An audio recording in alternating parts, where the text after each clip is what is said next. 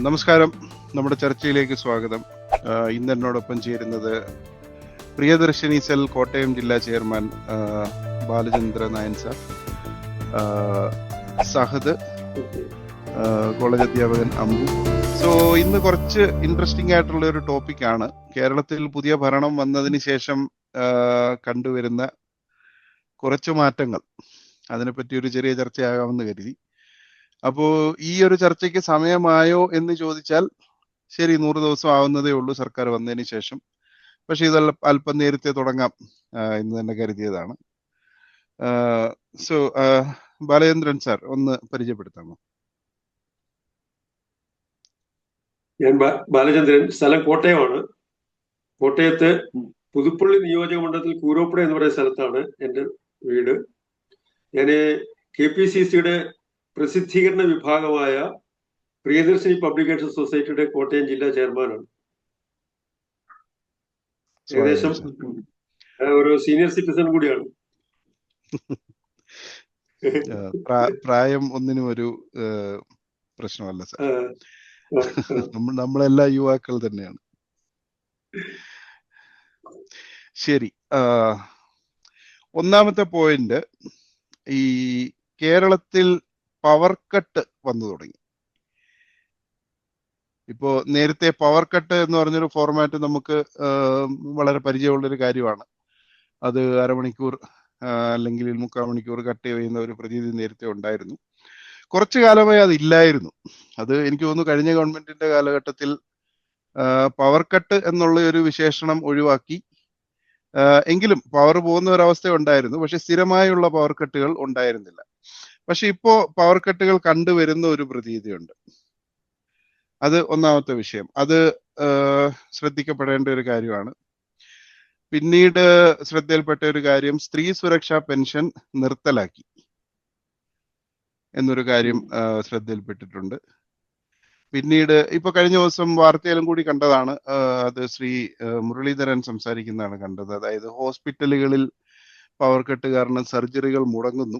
അപ്പോൾ അദ്ദേഹം പത്രവാർത്തയിൽ പറയുകയുണ്ടായി, പവർ കട്ടിന്റെ സമയം നോക്കി അഡ്ജസ്റ്റ് ചെയ്ത് സർജറീസ് നടത്തിയാൽ മതി എന്നൊരു പ്രസ്താവന അദ്ദേഹം നടത്തുകയുണ്ടായി. അങ്ങനെ കുറച്ച് കാര്യങ്ങളാണ്. പിന്നെ ഇപ്പോൾ സഹതടക്കമുള്ള ചെറുപ്പക്കാർ വളരെയധികം പ്രത്യാശയോടെ നോക്കിക്കണ്ടിരുന്ന വാഹന മോഡിഫിക്കേഷൻ, അത് തൽക്കാലം നിലവിൽ വരുന്നില്ല എന്നൊരു പ്രതീതി കാണുന്നുണ്ട്. അങ്ങനെ കുറച്ച് കാര്യങ്ങൾ. അപ്പോൾ ബാലേന്ദ്രൻ സാർ, താങ്കൾ ഇതിനെ എങ്ങനെയാണ് നോക്കിക്കാണുന്നത്? ഈ പവർ കട്ടിനെ സംബന്ധിച്ച് പറയുമ്പോൾ ഇപ്പൊ താങ്കൾ ഇതിനെ സൂചിപ്പിച്ചതുപോലെ തന്നെ പവർ കട്ട് എന്നുള്ള നാമധേയത്തിൽ ഇല്ലായിരുന്നേ ഉള്ളൂ. കഴിഞ്ഞ സർക്കാരിന്റെ കാലത്തും പവർ നമുക്ക് ഇടയ്ക്കിടയ്ക്ക് നഷ്ടപ്പെടുന്നുണ്ടായിരുന്നു. ഷെഡ്യൂൾ ചെയ്തൊരു പവർ കട്ടിന്റെ ഒരു നിശ്ചിത സമയമോ പരിധിയോ ഒന്നും വെക്കാതെ അങ്ങനെ ഷെഡ്യൂൾ ചെയ്തൊരു പവർ കട്ട് ഉണ്ടായിരുന്നില്ല എന്നുള്ളത് ഒരു കാര്യം. രണ്ടാമത്തെ കാര്യം, നമുക്കിവിടെ കുറച്ചു കാലമായിട്ട് എല്ലാവർക്കും അറിയാവുന്ന പോലെ തന്നെ നമ്മുടെ ഈ ഹൈഡ്രോ പ്രോജക്റ്റിൽ കൂടിയുള്ള ഇലക്ട്രിസിറ്റി ഉൽപാദനമാണ് കൂടുതലായിട്ട് നമ്മൾ ഡിപ്പെൻഡ് ചെയ്യുന്നത്. അതുകൊണ്ട് തന്നെ മഴയുടെ കുറവുകൊണ്ടൊക്കെ നമ്മുടെ ഇവിടുത്തെ ഉൽപാദനത്തിൽ കുറവ് വന്നു, ഉപഭോഗത്തിൽ വളരെ കൂടുതലും വന്നു. അത് മന്ത്രി തന്നെ വിശദീകരിച്ചിട്ടുണ്ട് ആ കാര്യം. ഉപഭോഗത്തിൽ വളരെ കൂടുതലായിട്ട് വരുന്നുണ്ട്. 3000ഓളം കിലോവാട്ട്സിന് അധികമായ ഉപഭോഗം വരികയും നമ്മുടെ സ്റ്റോറിലുള്ള അല്ലെങ്കിൽ നമ്മുടെ പ്രൊഡക്ഷൻ കുറയുകയും ചെയ്യുന്ന ഒരു അവസ്ഥ വിശേഷണമുണ്ട്. ഒന്ന്. രണ്ടാമത്തെ കാര്യം, ഈ കഴിഞ്ഞ സർക്കാർ ലോണായിട്ട് എക്സ്ചേഞ്ചിൽ നിന്ന് എടുത്തിരുന്ന പവർ ഉണ്ടായിരുന്നു. ആ പവർ ഗഡുക്കളായിട്ട് നമ്മൾ തിരിച്ചടയ്ക്കേണ്ടതാണ്. ഇപ്പൊ ഇവിടെ ഷോർട്ടേജ് ആണെന്ന് പറഞ്ഞാൽ നമ്മുടെ ഉപഭോഗം കൂടുതലാണെന്ന് പറഞ്ഞാൽ നമുക്ക് തിരിച്ചടയ്ക്കാൻ അടയ്ക്കാതിരിക്കാനും കഴിയില്ല. അപ്പൊ അത് തിരിച്ചടയ്ക്കണം. ഇവിടെ പ്രൊഡക്ഷൻ കുറവാണ്, ഈ ലോൺ എടുത്ത് തിരിച്ചടയ്ക്കണം, ഉപഭോഗം കൂടുതലാണ്. ഈ കണ്ടീഷനിൽ നമുക്ക് തീർച്ചയായിട്ടും ഈ പവറിന്റെ വളരെ ഷോർട്ടേജ് വരുമ്പോൾ ഇതിങ്ങനെ അഡ്ജസ്റ്റ് ചെയ്യേണ്ടി വരുന്നു. അത് അധികകാലം നീണ്ടു നിൽക്കാതെ തന്നെ ഇതിനെ കൺട്രോളിൽ എത്തിക്കാൻ കഴിയുമെന്ന് മന്ത്രി തന്നെ കൃത്യമായിട്ട് പറഞ്ഞിട്ടുണ്ട്. പിന്നെ ഉള്ളതെന്ന് വെച്ചാല് നമുക്കറിയാലോ, ഒരു കരാറിനെ സംബന്ധിക്കാൻ അതിന്റെ വിലയുമായിട്ട് പറയേണ്ട കാര്യമായിരിക്കും. എങ്കിൽ പോലും 4.29 രൂപയ്ക്ക് ദീർഘകാല അടിസ്ഥാനത്തിൽ എക്സ്ചേഞ്ചിൽ നിന്ന് പവർ മേടിക്കാനുള്ള ഒരു കരാർ 10 വർഷങ്ങൾക്ക് മുന്നേ ഉമ്മൻചാണ്ടി സർക്കാർ ഒപ്പിട്ടതായിരുന്നു. പക്ഷെ കഴിഞ്ഞ ഈ സർക്കാർ വന്നു കഴിഞ്ഞപ്പോൾ അതിനെ മാറ്റിയിട്ടാണ് 8.5 രൂപ മുതൽ 10 രൂപ വരെ വില കൊടുത്ത് പുറത്തു നിന്നും വൈദ്യുതി മേടിക്കാനുള്ള കരാർ ഒപ്പിടുന്നത്. അത് നമ്മുടെ സാമ്പത്തികമായിട്ടുള്ള ഒരുപാട് വിഷമങ്ങള് നമ്മുടെ ഉപഭോക്താക്കളിലേക്ക് അടിച്ചേൽപ്പിക്കുകയും ചെയ്തു. അപ്പൊ കസ്റ്റമർ നോക്കുമ്പോൾ, ഉപഭോക്താക്കൾ നോക്കുമ്പോൾ നമ്മൾ അമിതമായി പൈസ കൊടുക്കുകയും ചെയ്തുകൊണ്ട് സമയത്ത് വൈദ്യുതി കിട്ടുന്നില്ല എന്ന് പറയുമ്പോൾ എനിക്കും നിങ്ങൾക്കും ഒരുപോലെ തന്നെ അതിനകത്ത് വിഷമങ്ങളുണ്ട്. പക്ഷെ മന്ത്രിയുടെ പ്രസ്താവന ഇതാണ്, ഇതൊക്കെയാണെങ്കിലും നമ്മൾ മറ്റ് കാര്യങ്ങളിലേക്ക് കടന്ന് മറ്റെന്തെങ്കിലുമൊക്കെ നടപടികൾ സ്വീകരിച്ചുകൊണ്ട് അധികം വൈകാതെ തന്നെ ഈ പവർ കട്ടിന് ഒരു സമാപ്തി ഉണ്ടാക്കുമെന്ന് തന്നെ പറയുന്നത്. നമുക്ക് അതിനകത്ത് വിശ്വസിക്കേണ്ടി വരും. തീർച്ചയായും. അതിൽ മുരളീധരന്റെ പ്രസ്താവനയെ പറ്റി ചോദിക്കേണ്ടതുണ്ട്. മുരളീധരൻ പറഞ്ഞത്, പിന്നെ പത്രപ്രതിനിധികൾ ചോദിക്കുന്ന ദിവസം പറയുന്നുണ്ടായിരുന്നു, പവർ കട്ടുകളൊക്കെ നിശ്ചിത സമയത്തേക്ക് അരമണിക്കൂർ നേരത്തേക്കല്ലേ ഉള്ളൂ, അത് നോക്കിക്കണ്ട് ചെയ്തുകൂടെ എന്ന് ചോദിക്കുന്നതായിരുന്നു. ഒപ്പം അദ്ദേഹം കൂട്ടിച്ചേർത്ത് ഒരു കാര്യം കൂടെ പറയുന്നുണ്ട്, ഇല്ലെങ്കിൽ എന്താണ്, ജനറേറ്റർ വാങ്ങി വെക്കണം. അതാണ് പ്രധാനമായിട്ടും ചെയ്യേണ്ടത്. ഇതിപ്പോ എന്താണെന്ന് പറഞ്ഞാലും നമ്മുടെ ഒക്കെ വീടുകളിലാണെങ്കിലും ശരി, പവർ വരുന്നുണ്ടെങ്കിലും ശരി, നമ്മൾ ഉടനെ UPS അല്ലെ ഇൻവെർട്ടറോ വെക്കാനുള്ള കാരണം എന്താ വെച്ചാൽ ഇങ്ങനെ ഒരു അവസ്ഥ വരുമ്പോഴത്തെ നമുക്ക് ആവശ്യമുണ്ട്. ഇപ്പൊ നെറ്റിലൊക്കെ വർക്ക് ചെയ്യുന്ന നിങ്ങളെ പോലുള്ളവർക്കൊക്കെ പിന്നെ ഈ ഇൻവെർട്ടർ ഇല്ലാതെ ഒരു വീട്ടിലിരുന്ന് നമ്മൾ കാര്യങ്ങൾ ചെയ്യാം, ഓഫീസിൽ നിന്ന് കാര്യം ചെയ്യാൻ പറ്റത്തില്ല. എന്ന് പറഞ്ഞതുപോലെ അടിയന്തരമായിട്ട് ചെയ്യേണ്ട ഒരു കാര്യം തന്നെയാണ് ജനറേറ്ററുകൾ വാങ്ങി ഈ ഹോസ്പിറ്റലുകളിൽ വെക്കുക എന്നുള്ളത്. അതിന് സർക്കാർ മുൻകൈ എടുക്കുക തന്നെ വേണം എന്നാണ് എന്റെ അഭിപ്രായം. ശരി. എന്നുവെച്ചാല് ഇപ്പൊ അവർക്ക് വേണ്ടി ചെയ്തുകൊണ്ടിരിക്കുമ്പോ ഇപ്പൊ ബിലോ പോവർട്ടി ലൈനിലുള്ളവർക്ക് വേണ്ടിയിട്ട് നമ്മളിപ്പോ ₹2.50 കറണ്ട് കൊടുക്കുന്നു. പക്ഷെ ഈ കറണ്ടിന്റെ പ്രൊഡക്ഷൻ കോസ്റ്റ് എന്ന് പറയുന്നത് ₹2.50 മുകളിലാണ്. പക്ഷെ ഇതിനെ ടാക്ടിക്കലി വർക്ക് ചെയ്യണമെന്നുണ്ടെങ്കിൽ ഇപ്പോ സോളാറിന്റെ കറണ്ട് സാധനങ്ങളെല്ലാം വന്നുകൊണ്ടിരിക്കുന്നുണ്ട്. ഈ പാവപ്പെട്ടവർക്ക് വേണ്ടിയിട്ട് ഇലക്ട്രിസിറ്റി ബോർഡിൽ നിന്ന് തന്നെ സോളാർ വെച്ച് കൊടുക്കാമെങ്കിൽ, ഇപ്പൊ സബ്സിഡി കഴിഞ്ഞിട്ട് ബാക്കിയുള്ള ഒരു എമൗണ്ട് അവരെടുത്തിട്ട് രീതിയിൽ വെക്കാമെങ്കിൽ, ശരിക്കും പറഞ്ഞാൽ ഒരു 2-3 വീടുകൾ അടുത്തടുത്തുണ്ടെങ്കിൽ ഒരൊറ്റ യൂണിറ്റ് കൊണ്ട് തന്നെ ഇവരുടെ കുറേയധികം ഷോർട്ടേജുകൾ നമുക്ക് ഫിക്സ് ചെയ്യാൻ പറ്റും. എന്ന് വെച്ചാൽ ഇപ്പം ഇലക്ട്രിസിറ്റി ബോർഡിൽ നിന്ന് മീൻസ് സോളാറിൽ നിന്ന് കറണ്ട് ഉണ്ടാക്കുമ്പോഴത്തേക്കും വലിയ ചെലവ് വരുന്നില്ല.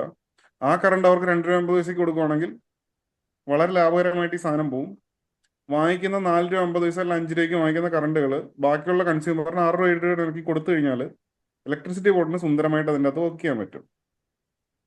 ഇത് നമ്മളിപ്പോൾ കുറെ പ്രപ്പോസൽസ് അവിടെ വെച്ചിട്ടുണ്ട്. രണ്ടാമത്തെ ഒരു സാധനം നടന്നുകൊണ്ടിരിക്കുന്നത് ഇപ്പൊ സിയാൽ ചെയ്തുകൊണ്ടിരിക്കുന്നത്, മറ്റേ വിമാനത്താവളത്തിന്റെ മൊത്തം കറണ്ടും സോളാറിലാണ് റൺ ചെയ്തുകൊണ്ടിരിക്കുന്നത്. സോ എന്തുകൊണ്ട് നമ്മുടെ ഈ പറയുന്ന പോലെ ഈ ആശുപത്രികൾ അതുപോലത്തെ വലിയ വലിയ സ്ഥാപനങ്ങൾക്ക് അത്രയും വലിയ സ്പേസ്, മുകളിൽ ഓപ്പൺ സ്പേസ് അവർക്ക് അത്രയും ഉള്ളപ്പോ എന്തുകൊണ്ട് ഇവർക്ക് സോളാർ യൂണിറ്റുകൾ ചെയ്തുകൂടാ?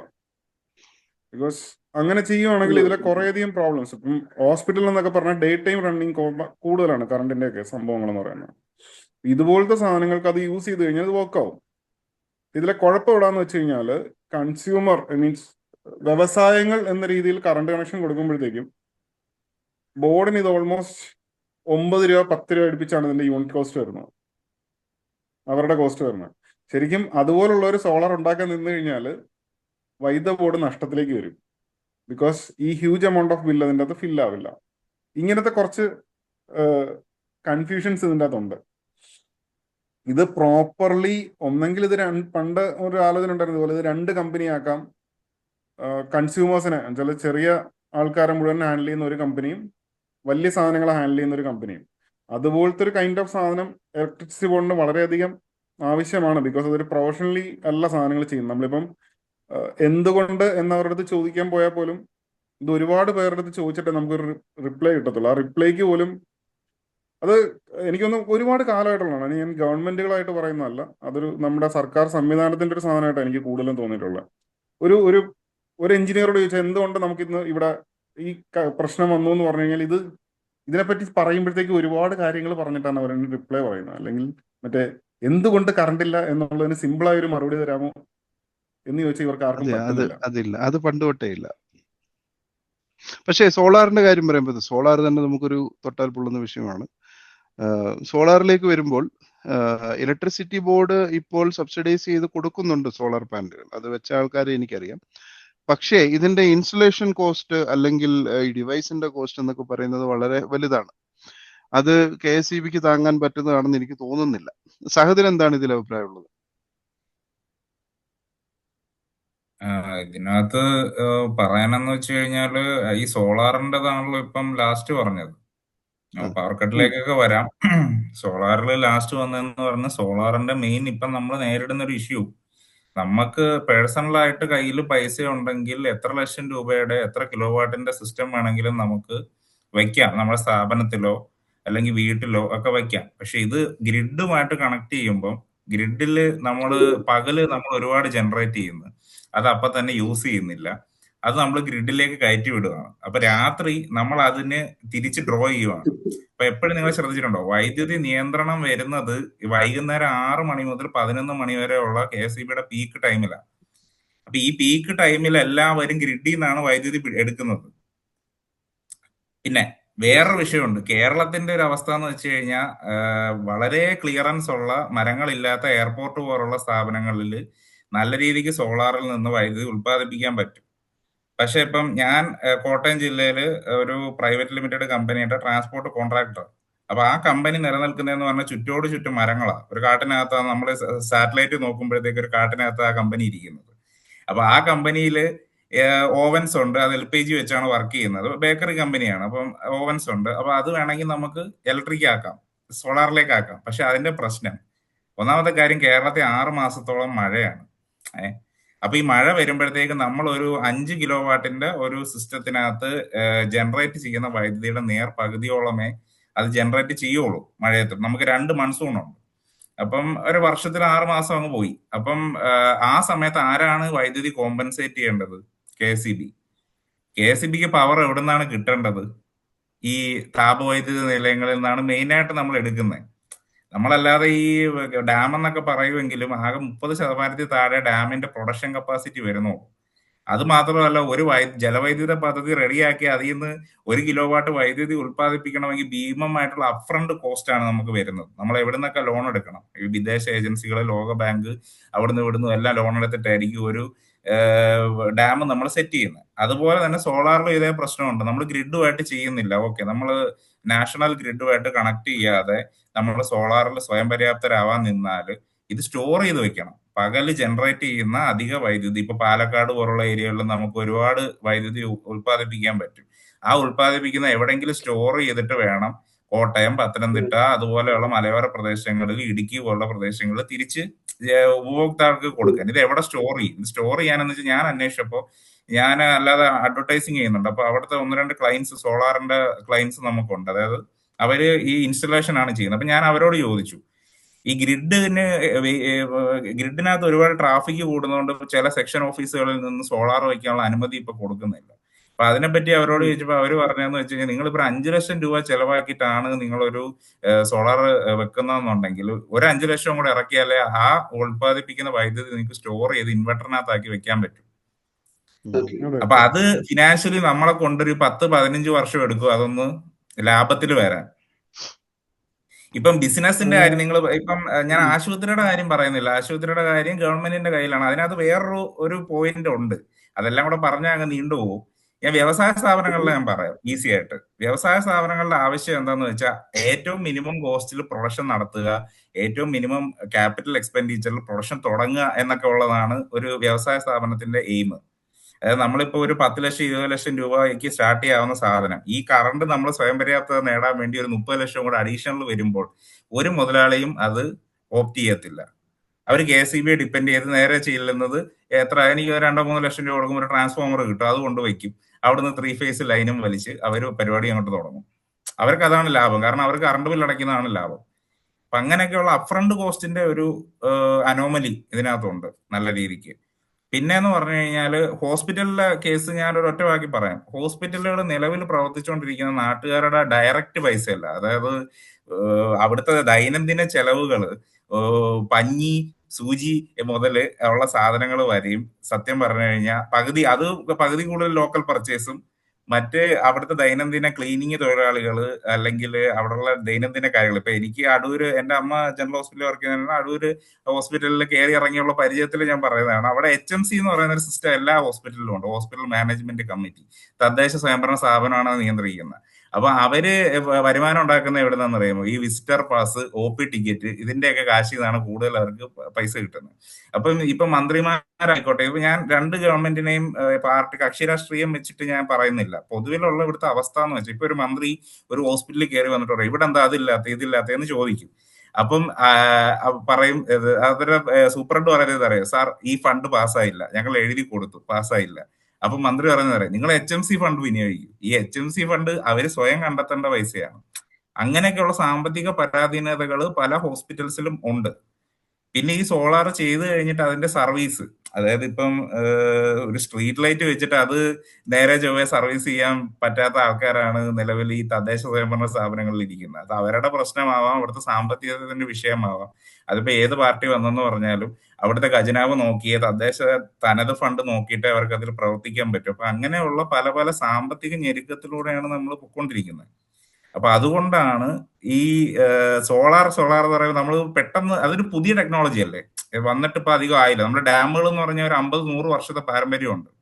അല്ലെങ്കിൽ അത്രയും നാളത്തെ ടെക്നോളജി നമുക്കറിയാം. അതിന്റെ കോസ്റ്റുകൾ കാലക്രമേണ കുറഞ്ഞാണ് വരുന്നത്. കാരണം നമ്മൾ അതിന്റെ ടെക്നോളജി ഇന്നേറ്റ് ആയിട്ട് ഇൻഡിജിനസ് ആയിട്ട് നമ്മൾ പഠിച്ചു. എന്നിട്ട് അത് നമുക്ക് ഇവിടെ തന്നെ ചെയ്യാം. അപ്പൊ അങ്ങനെയൊക്കെയുള്ള കാര്യങ്ങൾ വരും. ഇതൊക്കെ എന്ന് പറഞ്ഞു കഴിഞ്ഞാൽ സത്യം പറഞ്ഞാൽ ഇപ്പോഴും കുറെ കോർപ്പറേറ്റുകളാണ് ഈ സോളാർ മേഖല നിയന്ത്രിക്കുന്നത്. അപ്പൊ അതുകൊണ്ട് അത് പെട്ടെന്ന് നമ്മൾ അതിനകത്തോട്ട് അപ്ഫ്രണ്ട് ചെയ്യണമെന്ന് പറയുമ്പോഴത്തേക്ക് നമുക്ക് ഇപ്പോഴത്തെ സാമ്പത്തിക സ്ഥിതിയിൽ അത് സാധ്യമല്ല. പിന്നെ ഈ പവർ കട്ടിന്റെ വിഷയം പറഞ്ഞു. നമുക്ക് ഈ 10 വർഷത്തിനിടയ്ക്ക് പവർ കട്ട് ഇല്ലാത്ത കേരളം എന്ന് പറഞ്ഞ ഒറ്റ പോയിന്റാണ്. അത് ഞാനൊക്കെ സ്കൂളിൽ പഠിച്ചുകൊണ്ടിരുന്ന സമയത്താണ് ഇവിടെ കഴിഞ്ഞ പ്രാവശ്യം UDF ഭരിച്ചത്, 2011 തൊട്ട് 16 വരെ. അപ്പൊ ആ ഒരു കാലയളവിൽ ഉണ്ടായിരുന്നെന്ന് പറയാൻ നമുക്ക് വിതരണ ശൃംഖല വളരെ മോശമായിരുന്നു. അതായത് നമുക്കൊരു നല്ല പവർ ഹൈവേ ഇല്ലായിരുന്നു. അത് ഞാൻ പറയുമ്പോൾ കുറച്ച് കോൺട്രവേഴ്സി ആയിപ്പോകും, കാരണം പുള്ളി പുതുപ്പള്ളി എന്നാണ് എന്ന് പറഞ്ഞു. അപ്പൊ പുതുപ്പള്ളിയായിട്ട് ബന്ധപ്പെട്ട ഒരു പ്രതിസന്ധി അക്കാലത്ത് ഉണ്ടായിരുന്നു. പവർ ഹൈവേ അവിടെ നിന്നുപോയി. അതെ, അപ്പൊ ഞാൻ ഓപ്പൺ ആയിട്ട് അത് പറയാം. കാരണം പുതുപ്പള്ളി വന്നപ്പോ അത് കുറച്ച് തോട്ട ഉടമകള് തടഞ്ഞു വെച്ച് അതങ്ങനെ നിന്നുപോയി എന്ന് ഞാൻ കേട്ടിട്ടുണ്ട്. അപ്പൊ പിന്നീട് LDF വന്നപ്പോഴാണ് അത് ചർച്ച ചെയ്ത് സമവായത്തിൽ എത്തുകയും അതിലെ കൂടെ റബ്ബർ ആ സമയത്ത് കൂടുതൽ സമരങ്ങളും കാര്യങ്ങളും ഒക്കെ ഉണ്ടായിട്ടുണ്ട് എന്നുള്ള സത്യമാണ്. അങ്ങനെയല്ല.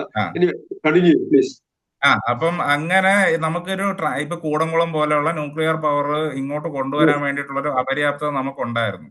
അത് ഒരു വിധത്തിൽ പരിഹരിച്ച് നമ്മളൊരു 17-18 കാലഘട്ടത്തിൽ പരിഹരിച്ചത് കൊണ്ടാണ് നമുക്ക് കുറെയൊക്കെ പുറത്തുനിന്നുള്ള വൈദ്യുതി കൊണ്ട് നാഷണൽ ഗ്രിഡിൽ നിന്നും നമ്മൾ നാഷണൽ പവർ എക്സ്ചേഞ്ച് ഉണ്ട്, അതിൽ നിന്ന് നമുക്ക് മേടിച്ചിട്ട് നമ്മൾ ജനറേറ്റ് ചെയ്യുന്നത് കൂടുതലുള്ള സമയത്ത്, നമുക്ക് മഴ കൂടുതലുള്ളത് കൊണ്ട് ഉള്ള സമയത്ത് നമ്മൾ അങ്ങോട്ട് കൊടുക്കും, പിന്നെ ഇല്ലാത്ത സമയത്ത് നമ്മൾ തിരിച്ചു മേടിക്കും. അങ്ങനത്തെ ഒരു സിസ്റ്റത്തിലാണ് കൊണ്ട്. പിന്നെ ഇതിനകത്തൊരു ദീർഘകാല കരാറിന്റെ കാര്യം പറഞ്ഞല്ലോ, ആദ്യം പറഞ്ഞല്ലോ. ആ ദീർഘകാല കരാറിന്റെ പ്രശ്നം എന്ന് വെച്ചാൽ വൈദ്യുതി റെഗുലേറ്ററി കമ്മീഷനാണ് സത്യം പറഞ്ഞാൽ കരാറിൽ ഏർപ്പെടുന്നതും കൺസ്യൂമർക്ക് എത്ര രൂപ നിശ്ചയിക്കണം എന്നുള്ളതും തീരുമാനിക്കുന്നത്. അത് ഹൈക്കോടതി ഉൾപ്പെടുന്ന ഒരു കമ്മിറ്റിയാണ്, ഹൈക്കോടതിയുടെ മേൽനോട്ടമുണ്ട്.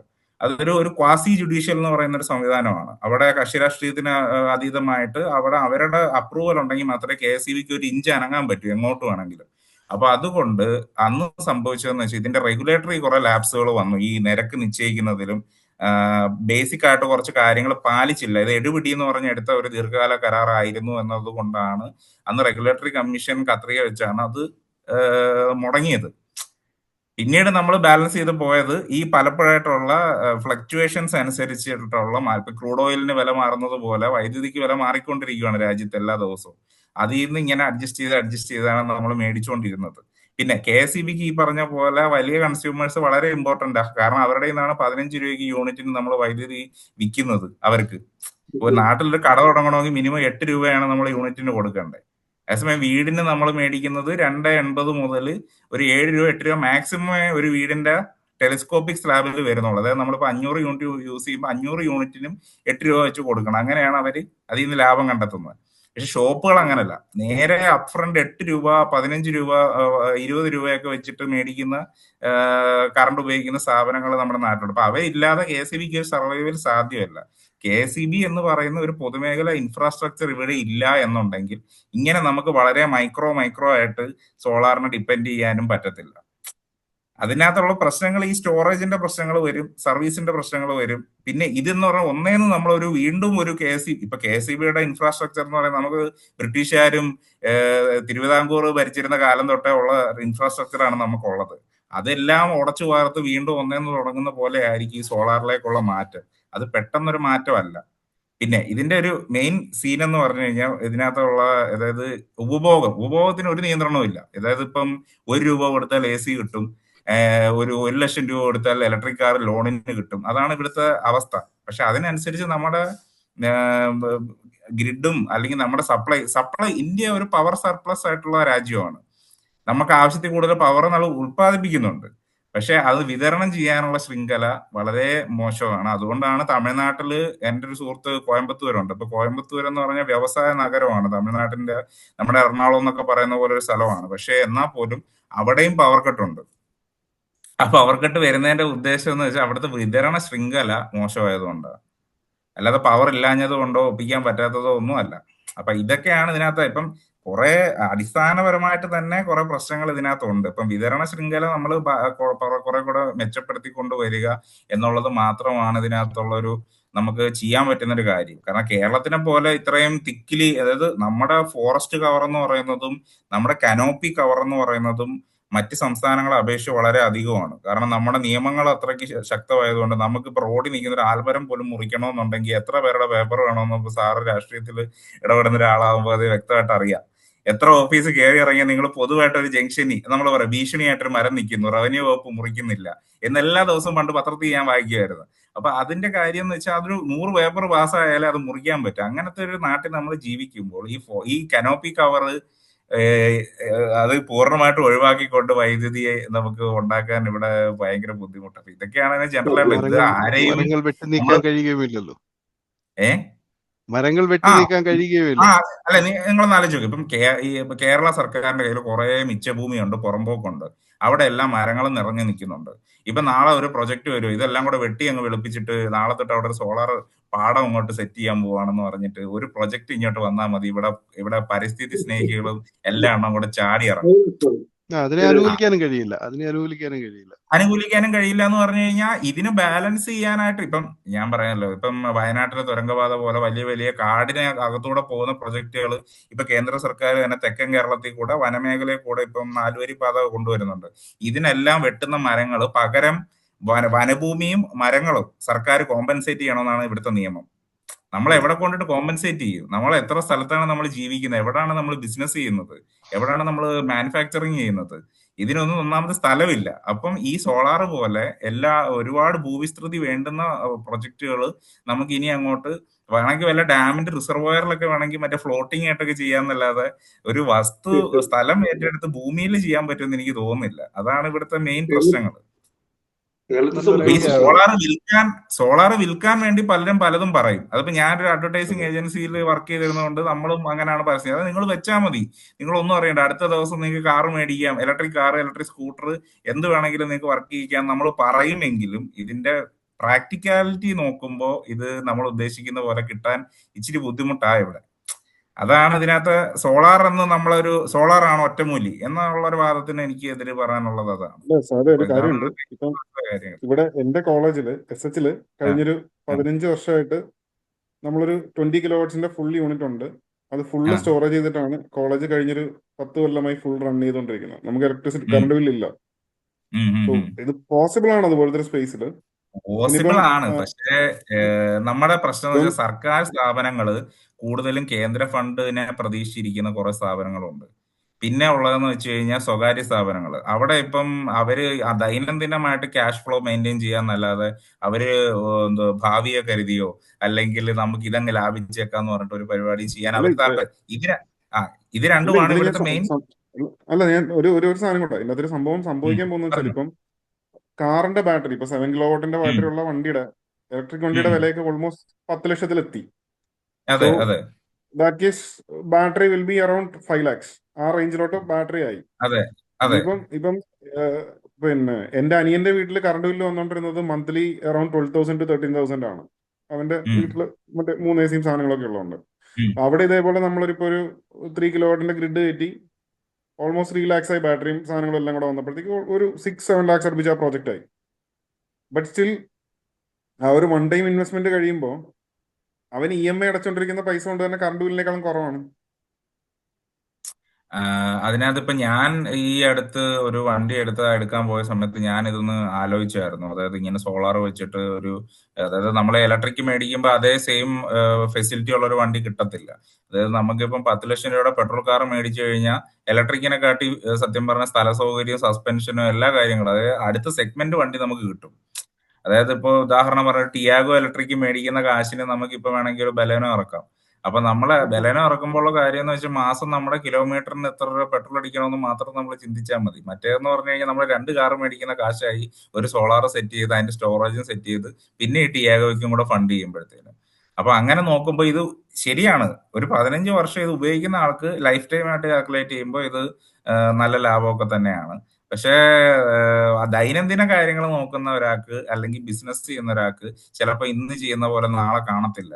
ഇന്ന് ചിലപ്പോൾ എന്റെ ഒരു കാര്യം പറഞ്ഞു കഴിഞ്ഞാൽ ഞാൻ വണ്ടികൾ റെന്റിന് കൊടുക്കുന്ന ആളായതുകൊണ്ട് ഇപ്പൊ ഒരു വണ്ടി ഓടിയില്ലെങ്കിൽ എന്റെ സാമ്പത്തികത്തെ അത് ബാധിക്കും. അപ്പൊ ഞാൻ 20,000 രൂപ ലോൺ എടുത്തിട്ടിട്ട് കാറിന് വേണ്ടി, അതായത് ഞാൻ വീട്ടിൽ സോളാർ ചെയ്തു, കാർ മേടിച്ചു, എല്ലാം കൂടെ ഒരു 25 രൂപ നമുക്ക് EMI വരുന്നെന്ന് വിചാരിച്ചു.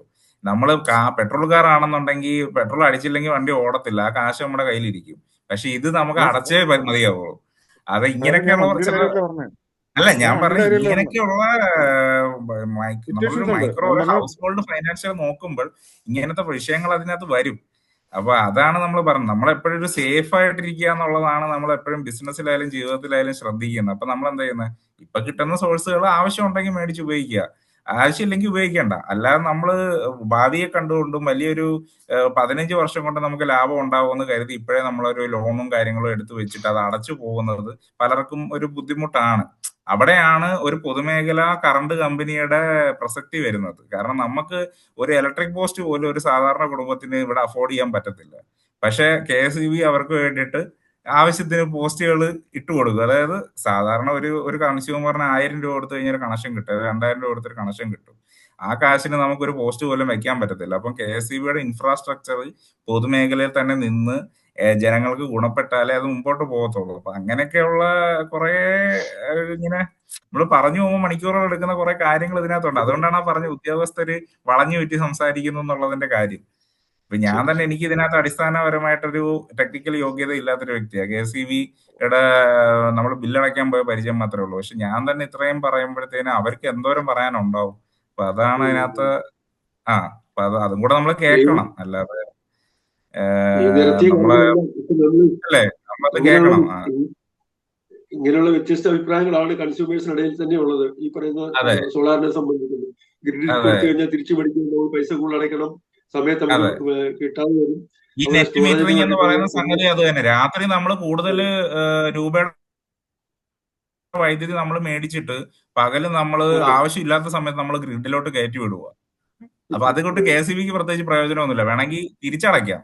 ഏതാ ഈ ലോൺ വൈദ്യുതി നമുക്ക് വേണമെങ്കിൽ തിരിച്ചടയ്ക്കാം, അതേ ഉള്ളൂ. പക്ഷെ ഗ്രിഡിന് കപ്പാസിറ്റി ഉണ്ട്. കൺസ്യൂമേഴ്സിന് ഇടയ്ക്ക് തന്നെ ഇങ്ങനെയുള്ള ചിന്തക്കുഴപ്പം തന്നെയാണ്. വ്യത്യസ്ത അഭിപ്രായങ്ങളും വ്യത്യസ്ത ചിന്തകളും അതിനെ പറ്റിയുള്ളത്. വളരെ ശരിയാണ്. അതെ അതെ.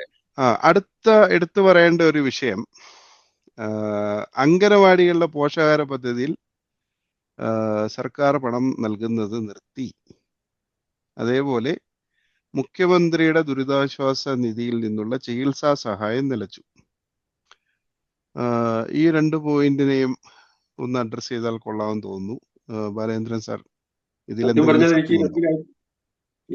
കാര്യത്തെ പറ്റി ആധികാരികമായ അറിവൊന്നുമില്ല.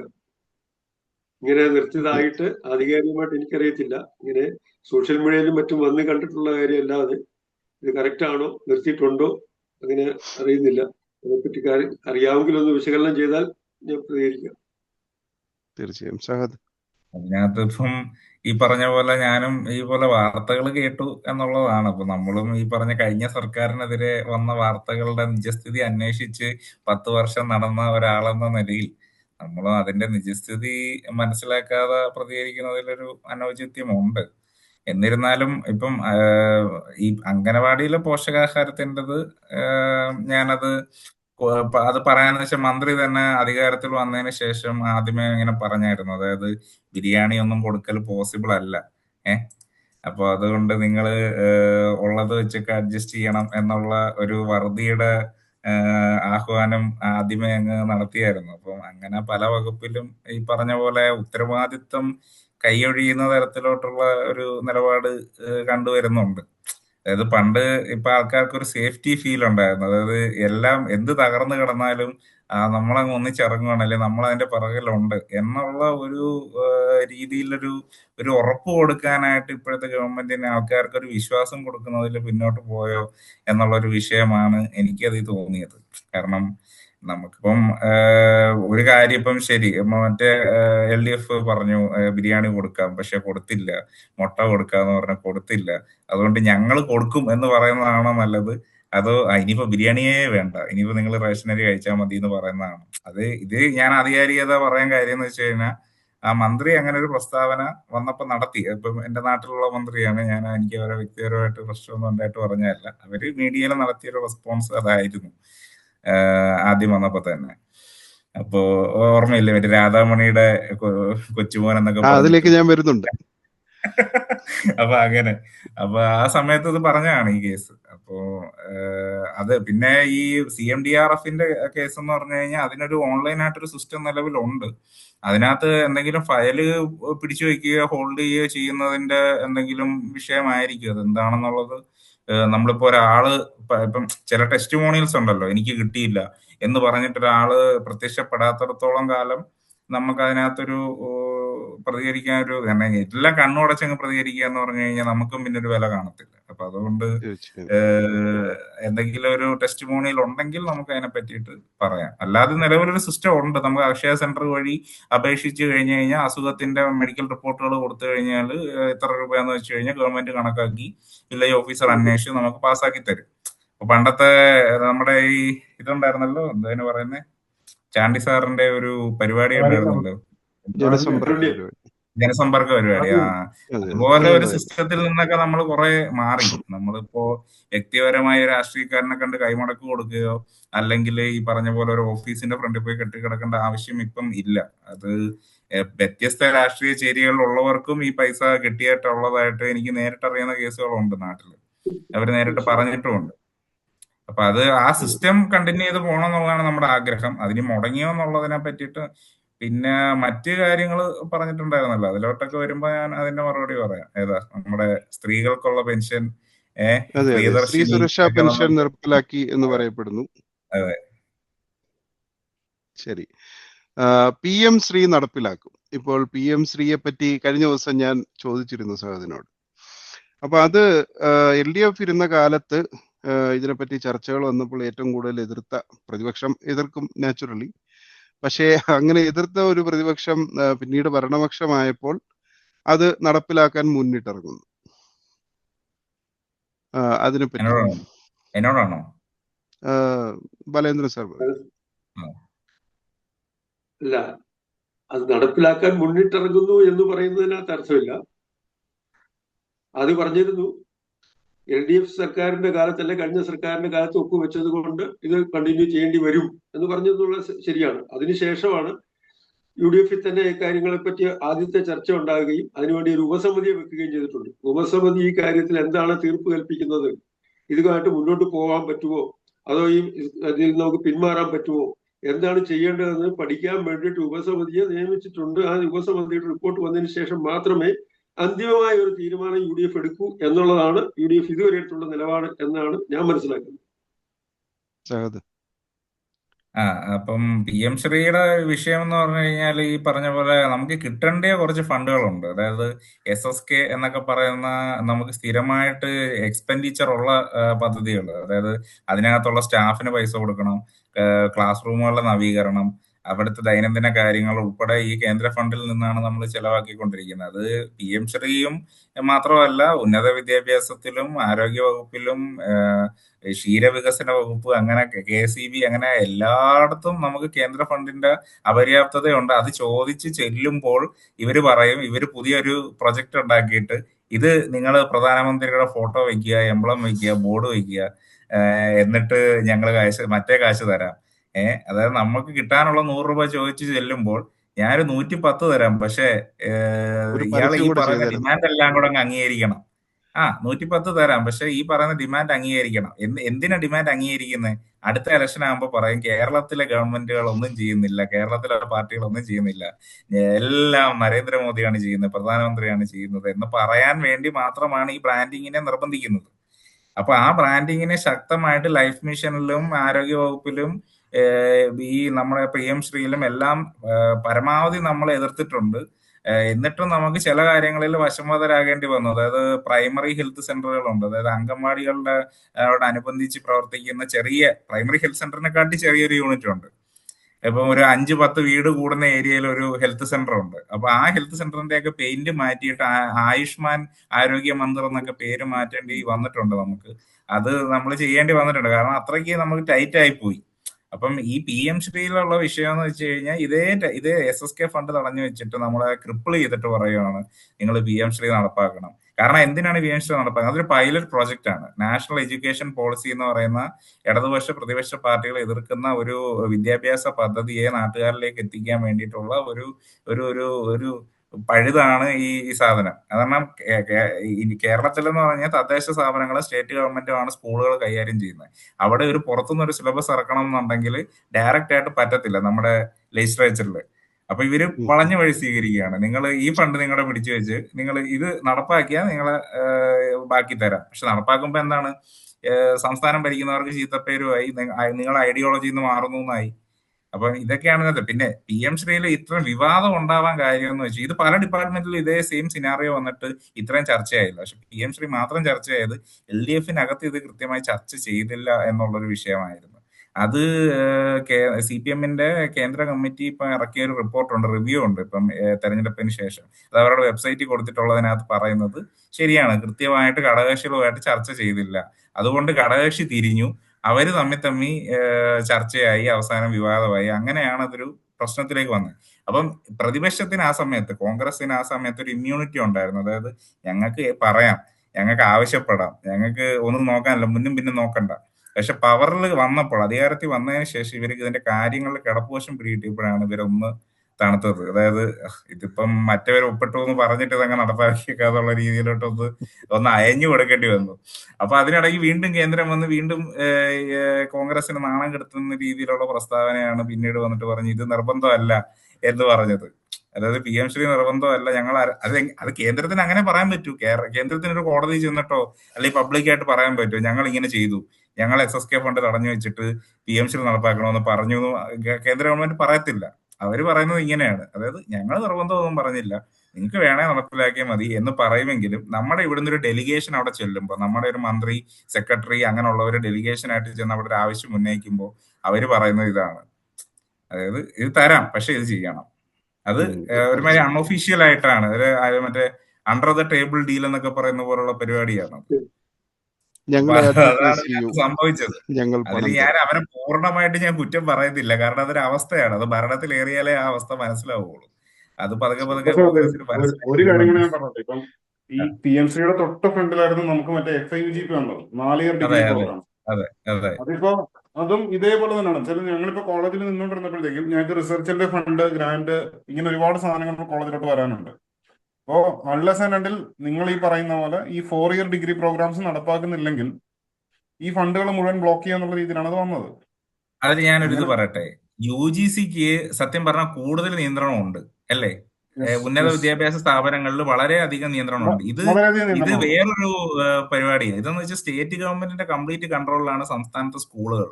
അവിടെ ഡയറക്റ്റ് എന്നിട്ട് അത് ചെയ്യണോ ഇത് ചെയ്യണോ എന്ന് പറയാനോ ടെക്സ്റ്റ് ബുക്ക് മാറ്റാനോ സിലബസ് മാറ്റാനോ ഒന്നും കേന്ദ്രത്തിന് അധികാരമില്ല. പക്ഷെ കോളേജിൽ അത് നടക്കും, കാരണം വൈസ് ചാൻസലർ ഗവർണറാണ് അല്ലേ? അതെ, കോളേജിൽ നടക്കും. അത് നടക്കുന്നതുകൊണ്ടാണ് അതിലിപ്പം അത്രയും പ്രശ്നങ്ങൾ ഉണ്ടാകുന്നതും. ചിലപ്പം ശരിക്കും പറഞ്ഞാൽ കേരളത്തിലെ ഒരു കോളേജിനും ഇതുപോലത്തെ ഒരു സാധനം ഹാൻഡിൽ ചെയ്യാനുള്ള കപ്പാസിറ്റി ഇല്ല. ഇതേ സെയിം സാധനം തെലങ്കാനയിലും കർണാടകയിലും ഒക്കെ നടപ്പാക്കിയിട്ട് അവർ നിർത്തിവെച്ചു. തമിഴ്നാട് നടപ്പാക്കില്ല എന്ന് പറഞ്ഞു. ഇപ്പോൾ ഉള്ള കാരണം അതിന്റെ എന്താന്ന് വെച്ച് കഴിഞ്ഞാൽ റിസോഴ്സ് നമുക്കിപ്പം നമ്മളൊരു 3 വർഷത്തെ രീതിയിലാണ് അത് മാനേജ് ചെയ്ത് പൊയ്ക്കൊണ്ടിരുന്നത്. അങ്ങനെയാണ് നമ്മുടെ സ്റ്റാഫ് പാറ്റേണും ഗസ്റ്റ് ലെക്ചറർ അധ്യാപനവും എല്ലാ കാര്യങ്ങളും അങ്ങനെ ആയിരിക്കും പൊയ്ക്കൊണ്ടിരിക്കുന്നത്. അപ്പൊ അതിനകത്ത് പെട്ടെന്ന് ഒരു വർഷം കൂടെ ആഡ് ആകുമ്പോഴത്തേക്ക് അത് ക്യുമുലേറ്റീവ് ആയിട്ട് അതിങ്ങനെ മേൽക്കുമേൽ ബാധ്യത എന്ന് പറയുന്ന കണക്കിൽ പലിശയും കൂട്ടുപലിശ എന്ന് പറയുന്ന കണക്ക് അത് ഒരു സിലബസ് ഭാരമായിട്ട് വരുന്നുണ്ട് അല്ലേ? അതല്ലേ അതിനകത്ത് പ്രശ്നം? അല്ല, അതിൽ ഒരുപാട് സാധനങ്ങളുണ്ട്. അതിൽ കുട്ടികൾക്ക് ഡിഗ്രി 7 വർഷത്തിനുള്ളിൽ എഴുതിയെടുത്താൽ മതി. സോ 2 വർഷം കഴിയുമ്പോൾ അവന് കറങ്ങിയിട്ട് പോയിട്ട് വീണ്ടും തിരിച്ചു അതെ വരാം. വരുമ്പോഴത്തേക്ക് അവനോട് സീറ്റ് ഉണ്ടാവണം. അതെ. അതിനുവേണ്ടി അപ്പം നമ്മൾ സീറ്റുകൾ മാറ്റിയിട്ടുണ്ട്. അതിന് പകരം മറ്റൊരു കുട്ടിയുടെ അവസരമാണ് അത് നശിപ്പിക്കുന്നത്. അതെ, അതിനുവേണ്ടി 10% സീറ്റ് നമ്മൾ ഒഴിച്ചിടണം. ഒരുപാട് അതെ ഇഷ്യൂസ് ഉണ്ട് അതിൻ്റെ അകത്ത്. അതിനെപ്പറ്റി നേരെ ഒരു പഠനം പോലും നടക്കാതെ, എന്ന് വെച്ചാൽ അറ്റ്ലീസ്റ്റ് ഇപ്പൊ ഈ കർണാടകയിലോ അല്ലെങ്കിൽ തെലങ്കാനയിലോ നടത്തിയിട്ട് നിർത്തിയത് എന്തുകൊണ്ട് നിർത്തി എന്നുള്ളതിന്റെ ഒരു കൃത്യമായ പഠനം UGC അവിടെ ചെയ്തിട്ടില്ല. എന്നിട്ട് വീണ്ടും കേരളത്തിൽ ഇതേപോലെ ഗ്രാന്റുകൾ തടഞ്ഞു വെച്ചിട്ട് ഈ പദ്ധതി നടപ്പാക്കുമായിരുന്നു. ഇത് തന്നെയാണ് അതിൻ്റെ അകത്ത് സംഭവിച്ചത്. ഇപ്പം നെക്സ്റ്റ് ഇയറിൽ ഇതിന്റെ ഭയങ്കരമായ പ്രശ്നം വരും. ബിക്കോസ് ഫസ്റ്റ് ടൈം ഇതിപ്പോ 3ാമത്തെ വർഷം നടന്നുകൊണ്ടിരിക്കുകയാണ് ഡിഗ്രിയുടെ. ഈ അടുത്ത 4 മാർച്ചിൽ ഇയർ ഇതിന്റെ ഡിഗ്രിയുടെ 3ാമത്തെ വർഷമാണ് ഇപ്പൊ നടക്കുന്നത്. അടുത്ത മാർച്ചില് ഈ പറയുന്ന എല്ലാ കോളേജുകൾക്കും എല്ലാ ഡിഗ്രി പ്രോഗ്രാമിനും ഒരു അഡീഷണൽ ക്ലാസ് റൂം വേണം. ഈ നിൽക്കുന്ന സ്പേസിൽ ഒരു അഡീഷണൽ ക്ലാസ് റൂം വേണം. ഇൻഫ്രാസ്ട്രക്ചർ മുഴുവൻ മാറും. അതിന്റെ കൂട്ടത്തില് കുട്ടികൾക്ക് എക്സ്ട്രാ വിഷയങ്ങൾ ഒരുമിച്ചിരുന്ന് പഠിക്കാനുള്ള ക്ലാസ് റൂം എന്നുവെച്ചാൽ ഒരു 4 ഡിഗ്രി പ്രോഗ്രാമിൽ 200 കുട്ടികൾ ഒരുമിച്ച് വന്നാലും പഠിക്കാനുള്ള സ്പേസ് ഉണ്ടാക്കണം. ഈ സെൻട്രൽ ഗവൺമെന്റിൽ നിന്ന് വരുന്ന ഈ സാധനങ്ങളൊക്കെ നടപ്പാക്കുമ്പോൾ ഇത് ശരിക്കും പറഞ്ഞാൽ ഇത് ഒന്നിച്ച് നേരിടേണ്ടിയിരുന്ന ഒരു വിഷയമായിരുന്നു ശരിക്കും. എന്നാൽ ഇതിനെ ഒരു പ്രതിപക്ഷ ഭരണപക്ഷ ആരോപണങ്ങളിലേക്ക് കൊണ്ടുവന്ന് നശിപ്പിച്ചതാണ്. ശരി, വിദ്യാഭ്യാസം മെൻഷൻ ചെയ്ത സ്ഥിതിക്ക് അമ്പു, ഈ നീറ്റ് വിഷയത്തിൽ നടന്ന സമരത്തിൽ, കേന്ദ്ര സർക്കാരിനെതിരെ നടന്ന സമരത്തിൽ വിദ്യാർത്ഥികൾക്കെതിരെ കേസ് ചുമത്തിയ സംസ്ഥാനങ്ങളിൽ ഒരെണ്ണം കേരളമാണ്.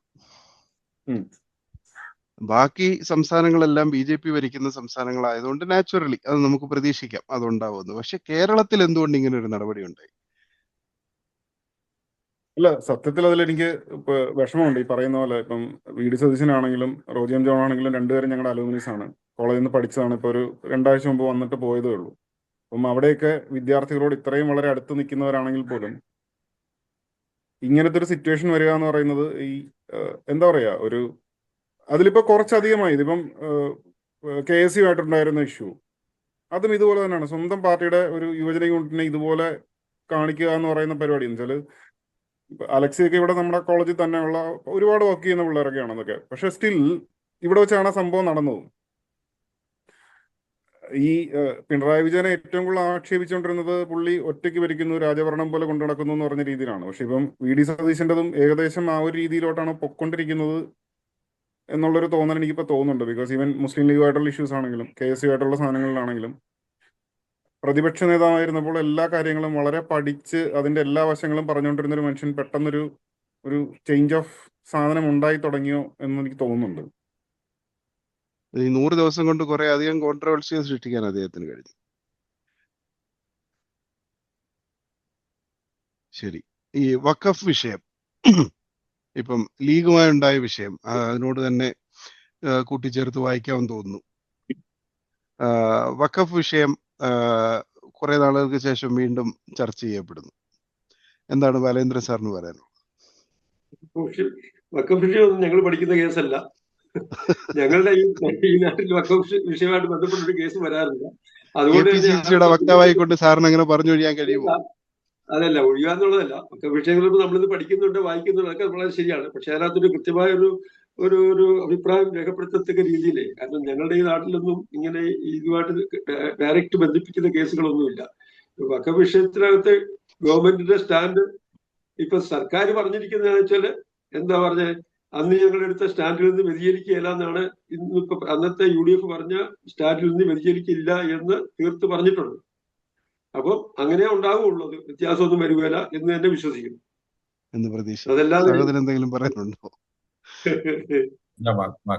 വഖഫ് സത്യം പറഞ്ഞാൽ അതൊരു നീണ്ട കഥയാണ്. എന്ന് വെച്ച് കഴിഞ്ഞാൽ അത് ആദ്യം ഈ പറഞ്ഞ പോലെ അന്യാധീനപ്പെട്ടു പോയ പ്രോപ്പർട്ടികളെ വഖഫ് തിരിച്ചു പിടിക്കാനായിട്ട് ശ്രമം തുടങ്ങിയതും ആ ശ്രമത്തെ വളരെയധികം ഈ പറഞ്ഞ മുസ്ലിം സമുദായത്തിനെതിരായിട്ട് പൊതുമണ്ഡലത്തിൽ ഇത് ചർച്ച ചെയ്യും. കാരണം നിങ്ങളുടെ തറവാട്ട് വക സ്ഥലം ഇനി പണ്ട് വല്ല ആരെങ്കിലും വഖഫ് ചെയ്തതാണോ എന്നൊക്കെ ഒന്ന് അന്വേഷിക്കണം എന്നൊക്കെ പറഞ്ഞ് തമാശയിൽ തുടങ്ങി അത് വളരെയധികം ഒരു കമ്മ്യൂണൽ ഇഷ്യൂ ആയിട്ട് വളർന്നു.